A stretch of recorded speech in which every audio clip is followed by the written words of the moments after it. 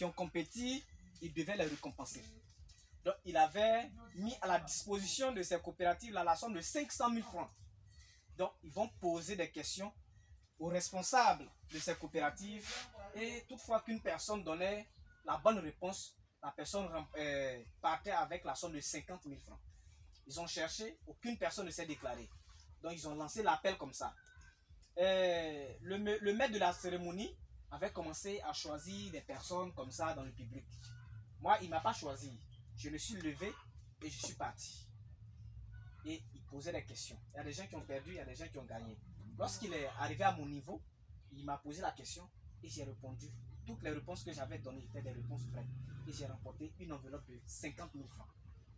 Mais en fait, lorsque je partais, ce qui a fait même que j'ai eu plus confiance aux affirmations positives, c'est que lorsque je partais, je n'avais pas l'argent sur moi. Mais j'avais le sentiment que j'allais retourner à la maison avec de l'argent. Et ce que je me disais, c'est que si je vais que je ne gagne pas de l'argent, j'allais demander la somme de 2000 francs au monsieur qui avait organisé la cérémonie. Mais lorsque je suis parti, l'univers et la nature ont trouvé d'autres moyens de me donner de l'argent. Donc vous voyez ce que, lorsque tu es reconnaissant envers la nature et l'univers, vous voyez ce que ces deux messieurs-là peuvent vous combler, peuvent vous donner encore de plus. Donc, je souhaiterais que prochainement, nous ayons vraiment des affirmations. C'est quoi? Voilà, donc si maintenant vous voyez, peu importe le montant que vous voyez, prenez. Quand tu prends, tu arrives chez toi, prononcez de très bonnes paroles à l'endroit de ça. Même à l'école. Lorsque tu vas à l'école, tu n'as pas bien travaillé. Lorsqu'on te donne ta note, tu viens à la maison, il faut dire que non, c'est pas ma note. J'accepte, mais c'est pas ma note qui est là. Ayez des affirmations positives sur votre vie. Dites-vous que c'est vous qui êtes les héros de vos différentes familles. Dieu va permettre de telle sorte que vous soyez des héros. Dites-vous que la situation que vous êtes en train de vivre actuellement, ce n'est pas une situation éternelle, mais et que par vous, vos petits frères, vos enfants vont aller aux États-Unis pour aller passer des vacances là-bas. Avec ça, en fonction, à partir de vous, votre travail que vous allez faire. Donnez-vous ce challenge-là. Donnez-vous ce défi. Une chose encore, n'ayez peur de personne. Respectez les gens. Donnez-leur ce que vous avez à leur donner à leur juste valeur. N'allez pas au-delà. Personne n'est supérieur à vous. Vous êtes égal à vous-même. Quand tu vois une personne, c'est un bonjour que tu lui dois. Tu n'as pas besoin de t'incliner pour lui donner son bonjour. Quand c'est comme ça, en fait, vous diminuez. Vous perdez votre valeur d'humaniste. Et c'est très dangereux. C'est très dangereux. C'est très dangereux. C'est des trucs à éviter. Tout ça, lorsqu'on parle de développement personnel, ça fait partie du développement personnel. J'ai vu M. Élysée, je dois le saluer, je le salue. Ça se limite là. Je n'ai pas à chanter son nom pour qu'il puisse me donner 5 000 francs, je m'en fous. S'il est généreux, qu'il veut me donner la somme de 5 000 francs, qu'il me donne, il m'a donné, je vais faire mes besoins avec ça. Mais je ne suis pas obligé de m'incliner pour bénéficier de ces 5 000. Je n'ai pas besoin de ça. Mais j'ai besoin de collaborer avec lui en tant qu'être humain parce qu'on peut se mettre ensemble pour réaliser de grandes choses. Ça se limite là. Le respect que je dois à ma maman, je lui dois. Mais elle n'a pas aussi l'obligation, parce que je suis son fils, d'abuser de moi. Lorsqu'elle dépasse les bornes des relations qui lient un enfant et sa mère, mais je dois l'interpeller. Maman, tu es en train de dépasser. Et c'est ça qui va vous donner plus de valeur. On respecte, mais on ne se limite, On ne doit pas se coucher à terre pour que l'autre marche sur nous. Non, on ne le fait pas. En développement personnel, on ne le fait pas. C'est pour cela qu'en développement personnel, on demande de connaître ses valeurs et ses faiblesses. Je sais que je suis fort dans ça, mais lorsqu'on aborde tel sujet, je ne suis pas trop fort dans ça. Donc là, je dois m'asseoir pour apprendre. Et lorsque tu connais ça, lorsque tu sais que ça, je maîtrise, mais je dois chercher encore à beaucoup plus maîtriser ça. Mais ça, je ne maîtrise pas, je dois apprendre. Il faut apprendre. Il faut apprendre. Donc, lorsque je vais partir, comme je le disais en introduction, chacun va m'appeler pour me dire grand frère ou bien petit frère, ou bien le frère Jean-Marc, voilà mon objectif, voilà mon rêve. Et je vais vous aider à arroser ce rêve-là jusqu'à ce que ça puisse grandir et porter des fruits. Je vous fais confiance. Nous, êtres humains, on ne sait pas, c'est-à-dire qu'on ne connaît pas notre valeur. Nous ne sommes pas un cabri, nous ne sommes pas un mouton, nous sommes l'être le plus suprême. C'est ce être-là que nous sommes. Nous sommes l'être le plus suprême. C'est-à-dire qu'après nous là, c'est Dieu. Et non, avant, avant nous c'est Dieu. Nous on vient après Dieu. Donc avant nous c'est Dieu.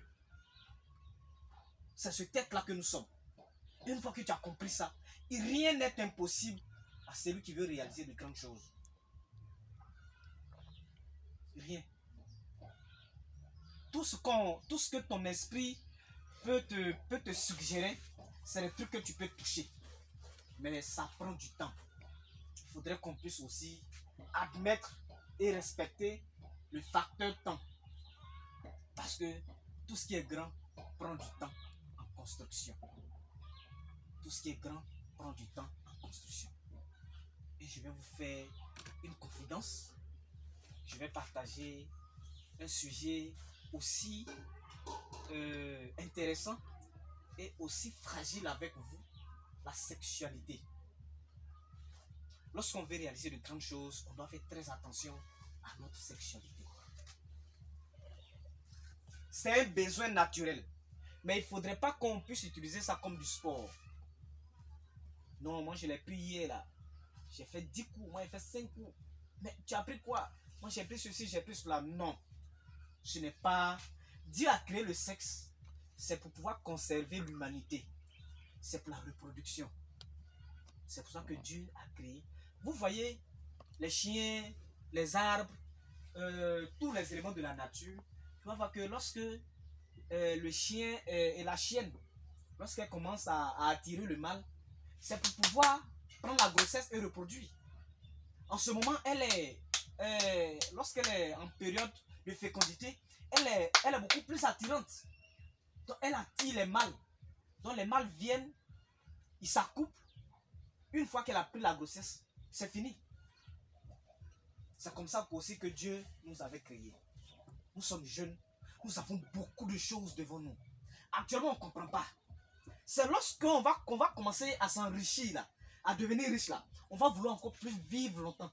Or, si actuellement on a su gérer notre vie, on va vivre longtemps et puis on va vivre de nos souffrances, de ce qu'on aura mis en place comme entreprise, comme valeur. Moi, je dis que ce que tout homme doit faire, si on prend par exemple quelqu'un comme Didier Drogba, qui a son fils ou bien qui a son neveu, qui a tous ses diplômes, qui cherche à avoir maintenant un travail. Didier Drogba ne va jamais aller déposer les dossiers de ce dernier dans un bureau. Didier Drogba va s'asseoir, va appeler le directeur ou bien le ministre pour dire que j'ai mon neveu qui vient déposer ses dossiers. Et puis, c'est géré. Il faudrait que nous aussi, nos noms puissent ouvrir des portes à nos enfants, à nos petits frères comme ça un jour. Il faudrait que demain, Élisée s'asseye et qu'il appelle le ministre. C'est qui? C'est M. Élisée. Oui, c'est pourquoi M. Élisée? Oui, j'ai mon neveu qui vient chez vous déposer ses dossiers par rapport à tel. Ok, M. Élisée, il n'y a pas de souci, on vous fait le retour. Il faudrait que demain, vos amis, nos go qui disent qu'on n'a rien, et puis elles sont parties là. Il faudrait que demain, elles puissent appeler nos secrétaires et prendre peut-être des rendez-vous, peut-être tu es parti à Paris, où la secrétaire va lui dire que non, monsieur Temps n'est pas là, il faut passer dans 2 semaines parce qu'il est en déplacement. Il faudrait que cela puisse se passer. Et chacun peut construire ça. Moi, j'ai confiance en vous. J'ai confiance en l'univers, j'ai confiance en la nature. Ce que tu demandes là, c'est ça qu'ils vont te donner. Si tu as demandé petit, ils vont te donner petit. Mais ne demandons pas beaucoup. Parce qu'ils en ont assez. Donc demandons beaucoup pour avoir beaucoup. J'ai abordé le sujet de la sexualité. Je n'ai pas fini, je vais encore revenir sur ça. Je vous demande, c'est un besoin naturel qu'on ne peut interdire à personne. Mais si vous avez des copines, ayez une seule copine. Et puis commencez à les étudier. Quand je dis commencer à les étudier, ce n'est pas de chercher à savoir elle a combien de gars, est-ce que je suis seul, est-ce que nous sommes 2. Ce n'est pas ça. Le jour que vous allez avoir des relations intimes avec une, observez la semaine qui suit. Est-ce que tout ce qui m'arrive est positif ou bien c'est négatif? Parce que chaque relation sexuelle, c'est un pacte de sang. On nous a dit à l'école qu'il ne peut jamais avoir de relation sexuelle sans blessure. Et on sait que dans le sperme, il y a le sang. C'est pour ça qu'on dira que lorsque tu es le fils de X personnes, c'est qu'il y a son sang qui est dans ton sang. Et donc ça fait que toute relation sexuelle, c'est un lien qui se tisse entre 2 personnes, entre deux individus. Et ce pacte qui est lié par votre sang fait en sorte que ce que la personne a de positif, la personne te transmet. Ou bien ce que la personne a de négatif, la personne te transmet. Donc c'est des trucs qu'on doit faire vraiment attention. Lorsqu'on est un être, un homme de vision, on doit vraiment faire très attention à notre relation, à notre sexualité.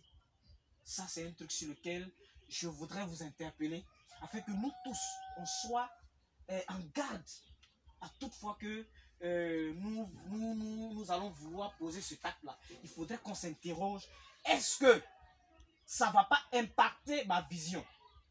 Si ça va impacter ta vision, à toi de juger. Est-ce que ma vision est plus importante que ce plaisir de 5 secondes? Ou bien ce plaisir de 5 secondes est plus important que ma vision? C'est là que tu vas faire le choix. C'est ça que tu vas faire le choix. C'est là que chacun va faire le choix. Et je vous demande de faire le bon choix, qui est le choix de notre vision. Je vous ai parlé de ma vision tout de suite. Ma vision, c'est d'écrire 30 livres. Pour qu'après moi, on sache qu'il y a un certain Jean-Marc qui est une fois passé sur la terre. Ma vision, c'est de prononcer des discours, des conférences à New York, à Paris, à Los Angeles. Pour qu'on sache qu'il y a Jean-Marc qui a réuni 2000 personnes ici un jour. Pour que mon nom, pour que nous tous, notre nom, nos noms puissent ouvrir des portes à des personnes qui vont nous demander des services. Et c'est vraiment important. Vraiment, je vous dis merci du fait que vous ayez pris de votre temps et de venir m'écouter.